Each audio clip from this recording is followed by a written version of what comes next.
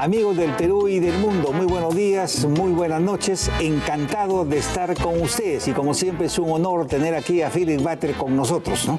El honor es mío, muy amable. Ustedes se preguntarán qué es la vida de Rafael Rey. La verdad es que no sabemos, ¿no? Creo que está por Londres, un matrimonio pendiente en la abadía de... ¿Cuál es aquella abadía? Yo no quiero ¿Qué dicen tus informes? Todo indica que está contrayendo nupcias. Porque me dice, hay un par de peruanos muy famosos que se están casando en las próximas horas en la abadía de Westminster. Acá. Bueno. No digo más. Lo sabremos el próximo domingo. Pero amigos, el tema del debate municipal que ya debe haber concluido es como ver una película de Harry Potter, ¿no? Todos tienen una varita mágica. Si votas por mí o si votas por cuál, ¿no? O sea, todos tus problemas están resueltos. Sin duda todos tienen buenas intenciones, pero la euforia por los votos que no tienen o que les faltan los hace zozobrar ante la realidad, ¿no? En fin, la mejor de las suertes a todos ellos. Pero hay un tema que sí tenemos que tocar. Es el tema de las encuestas. Y tú has hecho algunas afirmaciones importantes, Félix. Cuéntanos a ver. Bueno, buenas noches, Pancho. ¿Qué tal? ¿Cómo están? Bueno, yo las encuestas, lo digo desde siempre, yo no les creo. Por las múltiples evidencias de manipulación en la historia del Perú y porque son un oligopolio contratado por otro oligopolio. O sea, eso en pura teoría, Pancho, económica sencilla, alguien sabe que un oligopolio es la concentración de un mercado de un lado y cuando un oligopolio es contratado por otro oligopolio nunca nada bueno sale. Eso es teoría económica simple. Entonces estamos hablando de Ipsos Apoyos, Datum y CPI, y una escisión de Ipsos Apoyos que termina siendo GFK, contratado por un oligopolio mediático, que es el Grupo del Comercio, RPP y La República. Entonces, el día de antes de ayer salió milagrosamente un 400% de crecimiento en 4 días de mi buen amigo Muñoz, a quien yo le tengo aprecio personal, pero hasta donde yo sé, él no es Harry Potter. Sí, pasó de otros al triple empate en 24 horas. Lo del Callao es realmente risible. En una encuesta de apoyo lidera con 30 y tantos % Omar Marcos, que es pata mío, no lo veo hace que 8 meses, y un señor López está abajo con 20 y tantos. Y en una encuesta que se publica hoy de CPI se cambian los números. O sea, hay uno que... Los hombres no se embarazan o no, las mujeres están embarazadas. O embarazada o no embarazada, pero bueno, los hombres no se embarazan. O sea, eso, hay algo que está mal ahí. El tema de las encuestas está siendo instrumentalizado poderosamente en los medios y por el gobierno. El presidente Vizcarra, cuando propone sus iniciativas, dice que es porque el pueblo las pide.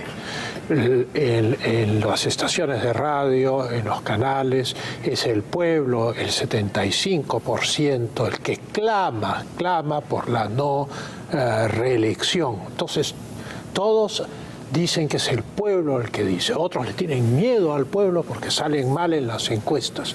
Pero la verdad es que hay una losa de concreto armado entre el pueblo y la clase gobernante y mediática peruana.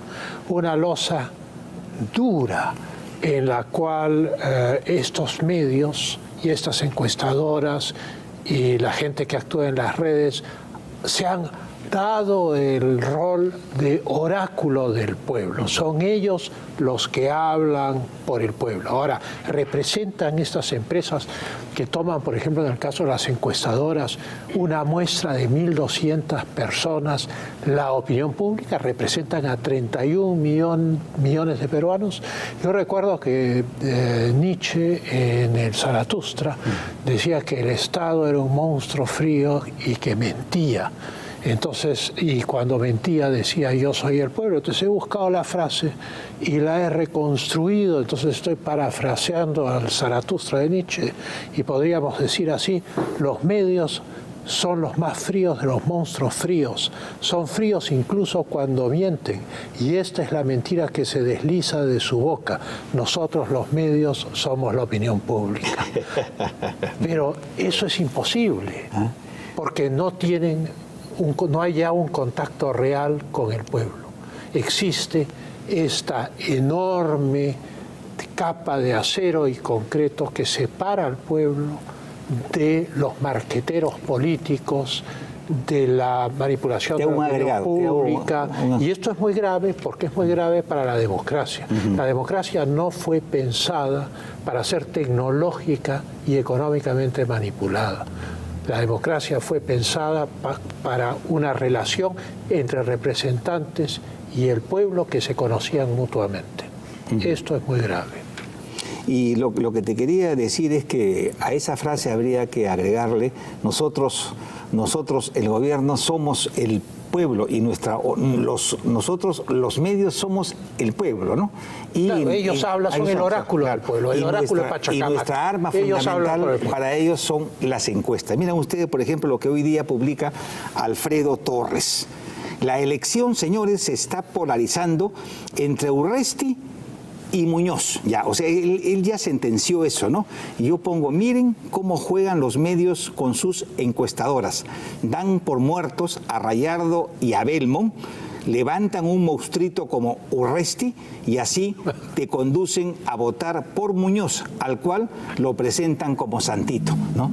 ¿Parece o no manipulación? A mí sí me parece realmente, ¿no? Mira, a ver, lo que yo le voy a decir no es una opinión, es un dogma de fe. Esto va a misa. Esto va a misa, está escrito en piedra, correcto, en mármol y bronce.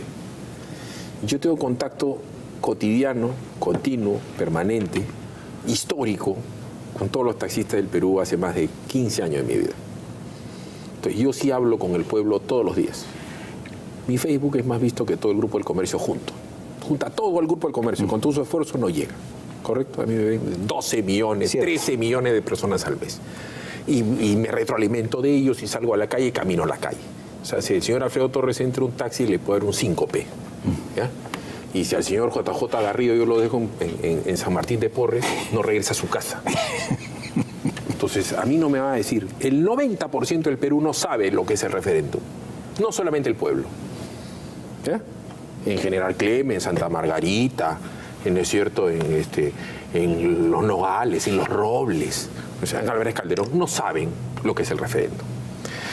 La gente lo que va a saber es que cuando les cuenten van a ver 130 congresistas o más, van a haber más. Ahora resulta que van a haber 50 senadores y 130, 150, van a haber más, ¿correcto?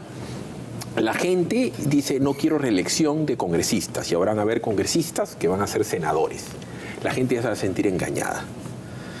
Con esta cuestión de las encuestas, Lima siempre ha sido un campeonato de simpatía y de antipatía. Sí. O sea, si quieren hacer el show de las propuestas, hagan el show de las propuestas. Yo tengo 51 años, yo no he nacido ayer, ustedes dos son mayores. He visto todos los debates habidos y por haber. Mayor, Pancho se llama, yo tengo 49 años por si acaso. De pena privativa de la libertad ya pagada. Tienes 49 años, pero muy mal vividos, por lo siempre que veo. Ha sido así. Y yo no tengo que haber visto el debate para saber que el día de hoy el más simpático, el más empático ha sido Ricardo Belmont, porque es el que tiene más calle.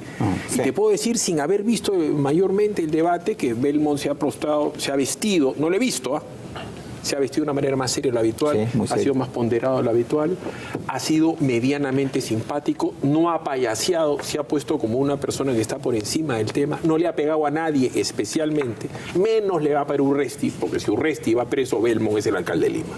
Así no le gusta Ipsos Apoyo, así esté con Vladimir Cerrón y el Rogerío. Pero mi problema no es ese, sino que seguimos como un perro mordiéndonos la cola. Estamos dinamitando el sistema democrático. Es así.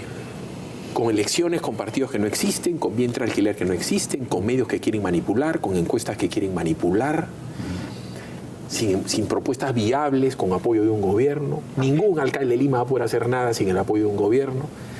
Y un gobierno que está empecinado en ser popular para las encuestadoras.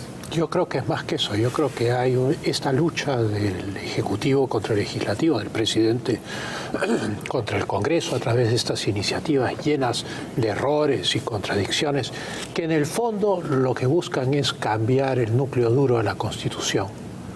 Y una vez que cambias el núcleo duro de la Constitución, que es las relaciones entre el Ejecutivo, el Legislativo y los ciudadanos, cambiaste todo. ya el régimen económico es nada al lado de eso.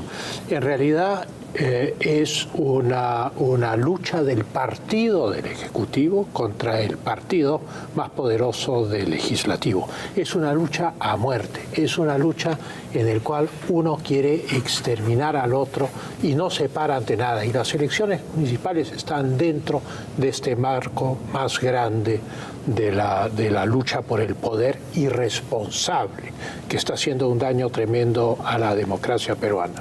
Según la Constitución, el presidente y los congresistas representan a la nación, no a sus partidos, pero no entienden.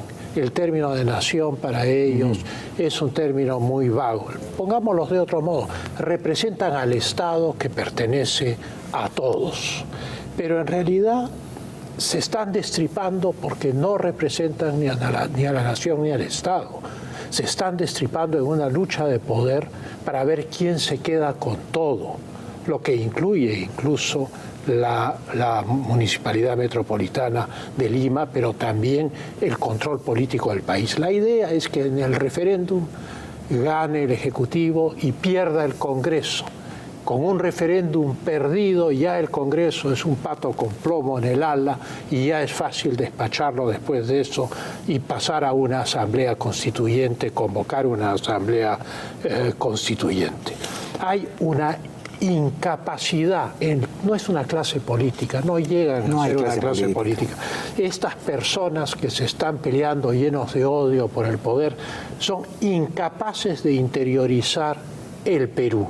Son incapaces de pensar el Perú como una totalidad, como un todo, como un destino histórico que viene de hace mucho tiempo y que tiene posibilidades hacia el futuro. La idea de un proyecto común no está en sus mentes, solo destriparse, ver quién gana, ¿no?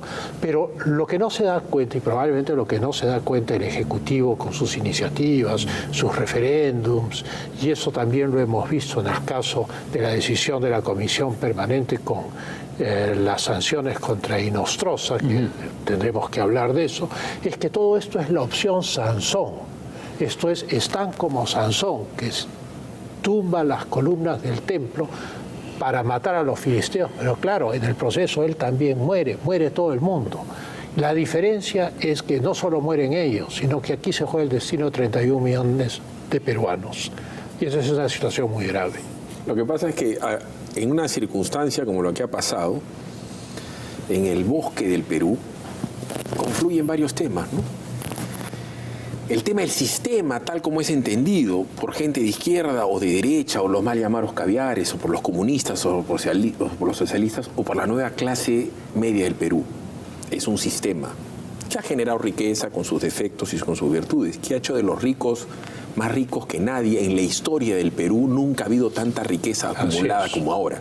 Ni en la época del guano, ni en la época de las haciendas. Ahora hay mega ricos. Pero estos mega ricos tienen intereses también pues muy grandes.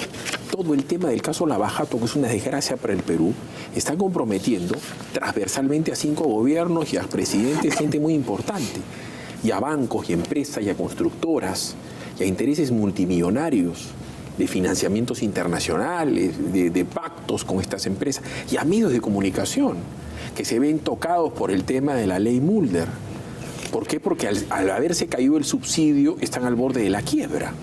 ¿Tú te imaginas en este canal qué pasaría si este canal hubiera sido subsidiado? ¿No es cierto? Pues ya me imagino a Canal N le sacan 11 millones de soles y los Mero Quesada tienen que comenzar a hacer gincanas. ¿No es cierto? Esa es la realidad. Entonces, polladas. Y dicho sea de paso, ojalá que algún día se acabe la mermelada de las encuestas. Porque es inviable que en un país como el Perú las empresas encuestadoras contraten con el Estado en todas sus formas. Pancho, tú eres un hombre de mundo. ¿Tú crees que el Estado americano va a contratar a Gallup? ¿Tú crees que el Estado británico va a contratar a una empresa cuando tenemos el Instituto Nacional de Estadística e Informática? Cada ministerio tiene su encuesta favorita. Entonces, terminan también las encuestadoras bajo el ala de determinados ministros, ministerios y del Estado. Eso tampoco se toca, tampoco se dice. Entonces tienes varias maneras con que al burro del pueblo le pones una zanahoria al frente. Los medios de comunicación, las encuestadoras. Y eso no puede ser posible. Y la propaganda que estupidiza y animaliza. En ningún país del mundo pasa lo que pasa acá con la propaganda electoral. En Francia, que es la cuna de la democracia moderna y la defensa de los derechos humanos, no hay esa avalancha de publicidad. ¿Acaso cuando hay un alcalde en París, tú ves una contaminación visual como la que hay, radial y televisiva? Es contra la ley. Ni en Buenos Aires, que es la ciudad del afiche. Es contra la ley. Más afiches hay en un Boca River, ¿no es cierto? Que es de la ciudad del afiche. Del afiche, de los fichos y de los vivos. Y de los cafichos, porque los cafichos son bravos. O sea, acá lo que se está haciendo con la democracia y la gente no lo entiende es simplemente destrozarla. Destruirla. Porque no hay la idea de que hay un destino común. No, de lo que se trata es de tomar el poder y aplastar a todos los demás. En el fondo también hay una desesperación porque el caso Lavajato ha hecho que el poder que lo tenían firmemente agarrado ciertos grupos económicos, mediáticos, etcétera, desde hace 18 años ha empezado a escapárseles de las manos. Un presidente ha tenido que renunciar por estar implicado en este caso. Otros presidentes están implicados, en fin, muchos políticos. Y entonces, claro, ellos sienten que el poder se les va de las manos. Entonces es una lucha a muerte por conservar el poder. La más pequeña partícula de poder les interesa. El alcalde distrital, el alcalde... Yo diría más que en este momento, más que conservar el poder es salvar la cana. Sí. Es salvar la cana. Sí. Porque, discúlpeme, Odebrecht contrata a 32 de los principales estudios de Lima con cláusulas de non-compete. Es decir, tú eres mi abogado, pero después no puedes ser abogado de otro. Y contrata a la gran mayoría de árbitros y los dobla. Y en la prensa, no me vengan, yo soy supuestamente hombre de prensa. Seguramente yo soy el más bruto, el más incapaz, pero yo periodista no soy. ¿No es cierto? Pero ¿de qué vive tanto líder de opinión? ¿Cómo pagas luz, agua, desagüe, teléfono, colegio, seguro, gasolina, seguro la mamá, seguro el papá, seguro el hijo, escribiendo una columna en un periódico? Buena pregunta. Yo he sido el columnista más leído de la historia del Grupo La República, haciendo deporte, ya quisiera mi por el agua. Yo no podría vivir, y discúlpenme, soy Philip Butters, ¿no? Además pagan tarde. Y pagan poco. Y poco. Entonces, y tarde. Acá hay toda una casta de gente que vive de las ONGs y que vive del Estado. ¿No es cierto? Y a esta gente que se le está yendo, no el poder, como dices tú, se le está yendo la vida. Es que cuando se les va el poder, se les va la vida, se les va todo. El poder es la única manera de flotar después del escándalo Lavajato. O sea, teniendo el poder, van a hacer lo posible para no ser juzgados, para distraer a la opinión pública, para hacer que no se hable del caso Lavajato. Pero si pierden el poder, todo eso los aplasta y, como tú dices, pierden la libertad. Y si la Fiscalía comienza a actuar correctamente, el destino de toda esta gente es la cárcel o la cárcel. Por eso la desesperación, la muerte en la cárcel, porque con su propia cicuta, que es la sumatoria, eso que lo entienda la gente. Antes en el Perú no se sumaban las penas como se suma en Estados Unidos de América, por dar un ejemplo. Entonces alguien hacía una pillería y le ponían 3 años, 4 años, 5 años, 6 años, se comía su cana en el 2x1, en el 3x4, en el 5x3, y salía en 2 años y medio. Entonces la cana pagaba, era un negocio, cargaba. Rentable. La palabra, por si acaso, en idioma canero, mi causa, tú no debes saber de qué se trata eso, y tú probablemente sí. Mi causa, cuando tú eres mi causa, es que estamos en la misma causa, estamos encausados. Entonces, en idioma canero, cuando Pancho es mi causita, tú eres el que cargas con mi causa, tú te quedas, yo salgo, yo protejo a tu familia, yo te banco y tú a la hora que sales repartimos. Eso pasaba antes, ahora no, ahora se suma. Entonces los que van a la cana, van años 25, 30 años, mueren en la cárcel. Entonces se suma el tema del Lavajato, ¿no es cierto? Y se suma otro tema que es que alguien lo va a tener que explicar en las próximas elecciones. El sistema no falló, sino que falló el lobismo como medio de vida. El sistema fue copado. Copado por el lobismo, que no es más que un ladrón estructurado que sabe terciar o cuartear, sabe Dios cómo, y que el dinero afuera, y que se presenta como lobista o negociante cuando es un ladrón, ¿no es cierto? Simplemente es un ladrón elaborado. Entonces, eso se juntó con las más rancias ideologías de izquierda, con el tema de la pinche Foro de Sao Paulo y la invasión económica venezolana y la invasión económica brasilera. Máxima ironía, con la bandera de la moralización. La moralización. Entonces, ¿qué hicieron? Sí, se pasó. Oye, perdón, yo te pregunto, con esos 20, para hacer números sencillos, ¿ya? 20.000 millones de dólares. Suma interoceánica, suma gasoducto, suma refinería de Talara y 2 cositas más, 20.000 millones de dólares. Si con esos 20.000 millones de dólares tú se lo pones en educación, en seguridad y en hospitales, nadie estaría discutiendo el sistema. No, pues. Pero nada está funcionando. ¿Cómo va a funcionar si yo le quito 20.000 millones de dólares a la familia Barba? Muere. En tu caso, bueno, dejarán ustedes los tudeles de comer jamón. Pero en fin, los bates vamos todos muertos. Pero a un país como el Perú, que es la maldad, porque le ha robado al más misio. O sea, es Robin Hood que ha ido al bosque de Sherwood y le ha robado a la familia del pequeño John. O sea, ya es un maldito. ¿Me entiendes? Eso es lo que ha pasado. Los que se decían que eran los Robin Hoods, no le robaron al alguacil del bosque de Nottingham. No, a los pobres. Le robaron a los pobres. ¿Me entiendes? Le han robado a los pobres. Además, con malas prioridades. Entonces, lo que se la carretera central, el acceso a la Sierra Central, todo el tránsito de la Panamericana desde Tumbes hasta Tacna, esas son las arterias de las cuales vive económicamente el país, no la interoceánica que va al Brasil, por la cual transitan 7 camiones al día. ¿Y dónde estuvieron los grandes medios de comunicación? No estuvieron. ¿Dónde estuvieron los grandes analistas?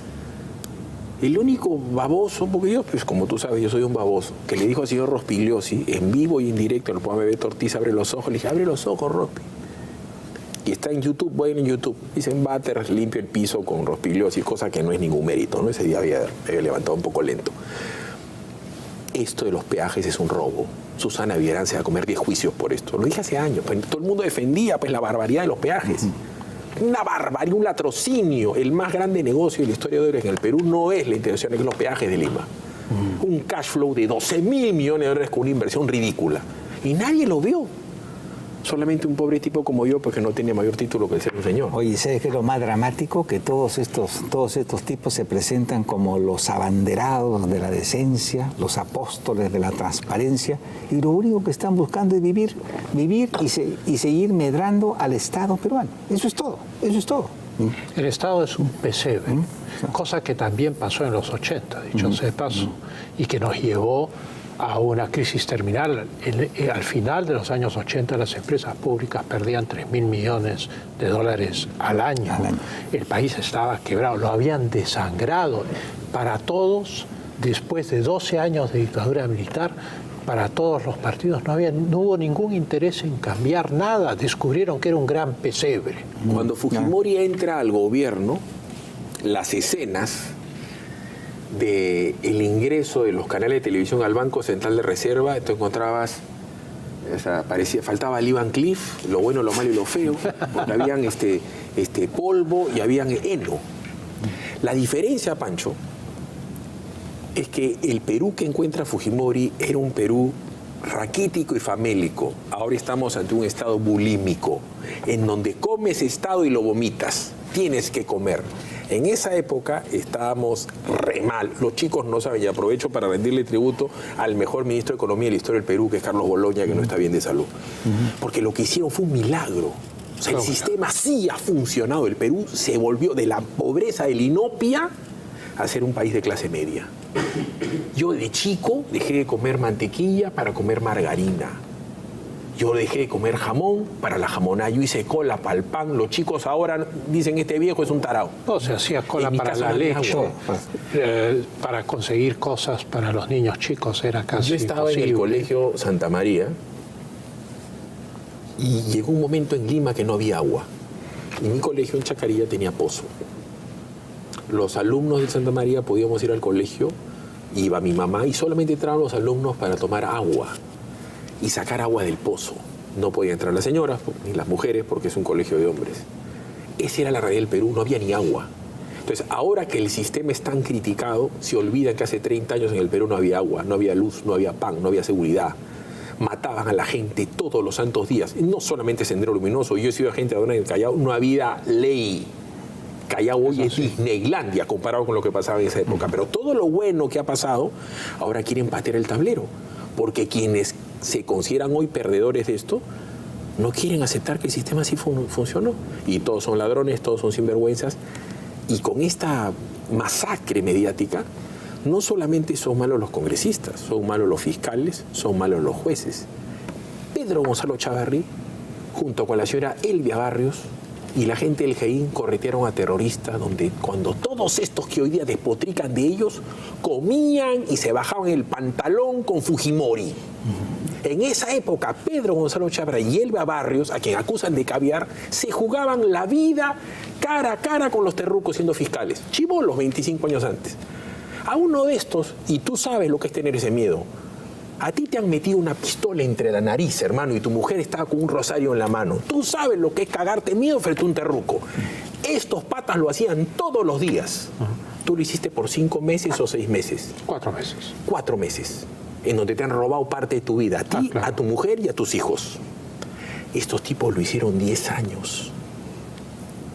Y hoy esos malditos le dicen a ese tipo que es intachable, que es corrupto. Y a esa señora la han querido votar del Poder Judicial porque su esposo trabajaba en el Jurado Nacional de Elecciones. Una carrera, la señora Barrios, la querían destrozar en un día. Sí, cierto.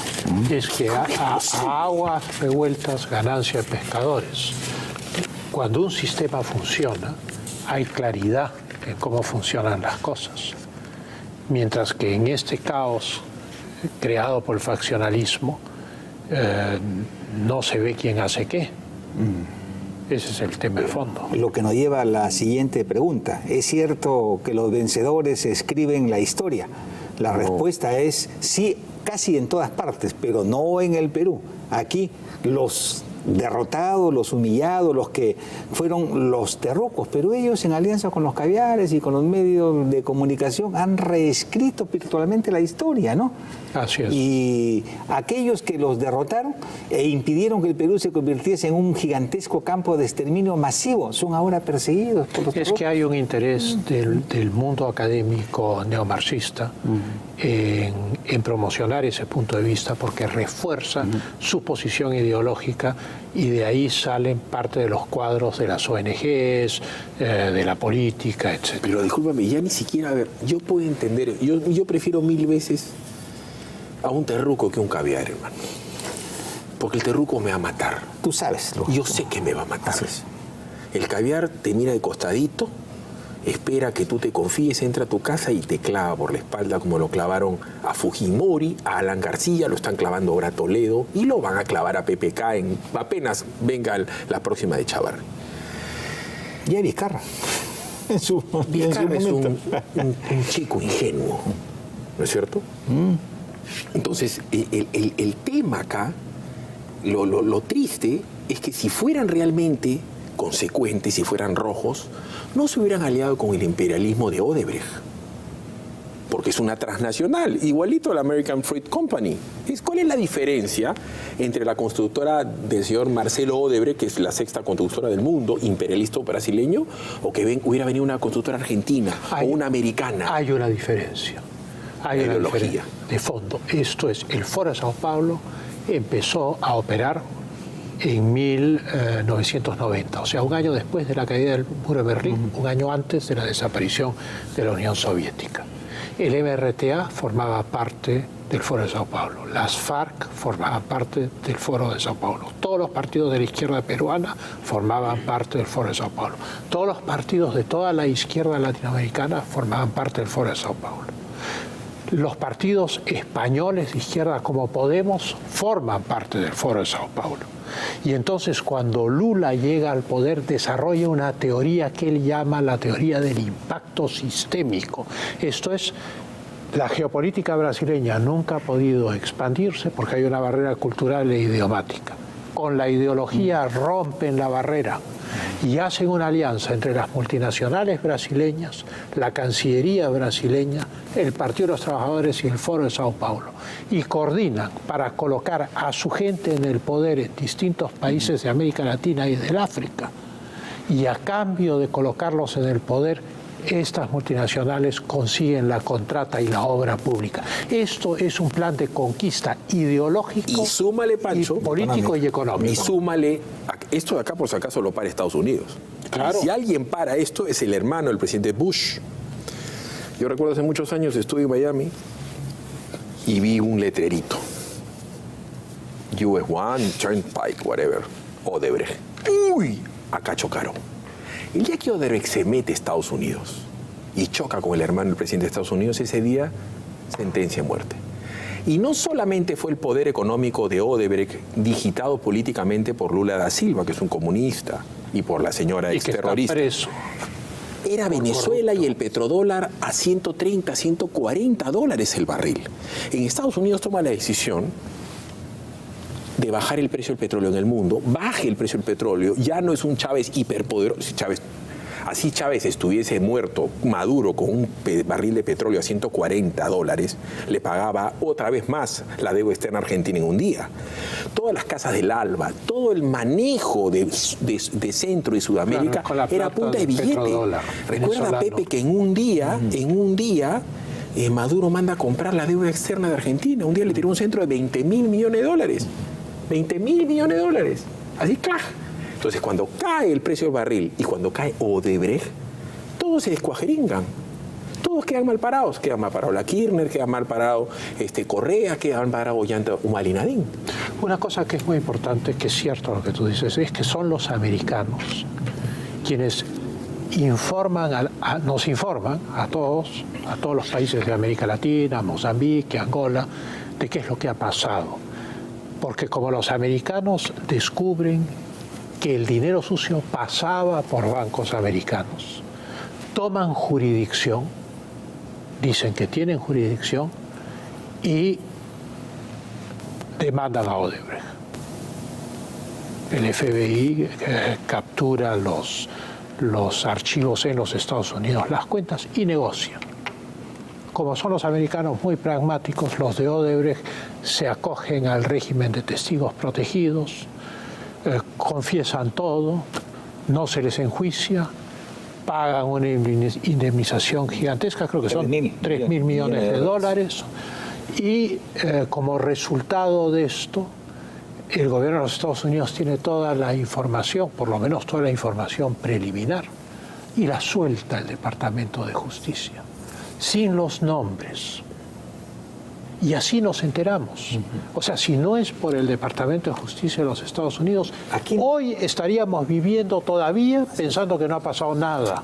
Y con una vergüenza adicional, porque yo estuve conversando con un amigo mío que ha trabajado en Odebrecht.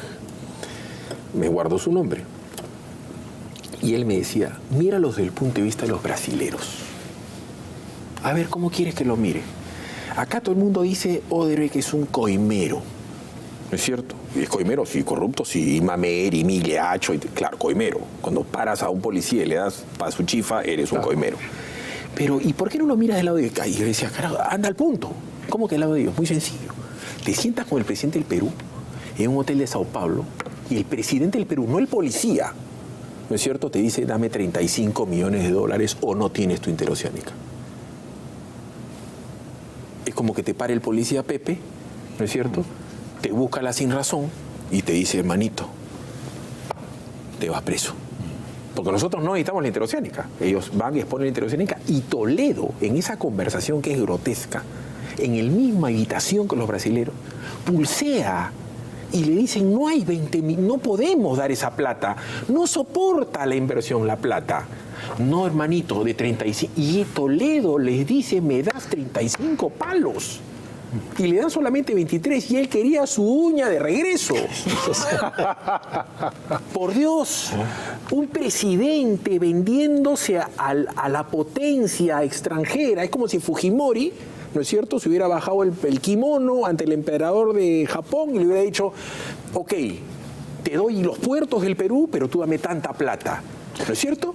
Esa es una vergüenza. ¿Qué es eso? Es una anotación a lo que tú dices. La interoceánica es un proyecto muy antiguo, no del Perú, del Brasil, de la geopolítica brasileña de los años 60. Pacífico. Que eran las autopistas. Y en la década del 70 se construyeron todas estas autopistas y por eso se escogió en los 60 Brasilia como una especie de lugar central en Brasil del cual salía todo esto. Los gobiernos sucesivos peruanos desde esa época, todos se negaron a hacer la interoceánica. Hubo propuestas brasileñas durante el gobierno de Fujimori, durante los gobiernos anteriores, de hacer la interoceánica. Todos los gobiernos les dijeron que no. Primero porque la obra era absurda. Era una obra faraónica que no nos beneficiaba para nada. Y entonces, inexplicablemente, el Perú de Toledo acepta. Y claro, tú has explicado por qué. Y te cuento más. Ahora que sea pausa. Pausa y regresamos. Pausa y regresamos. Ah, va, listo. Regresamos.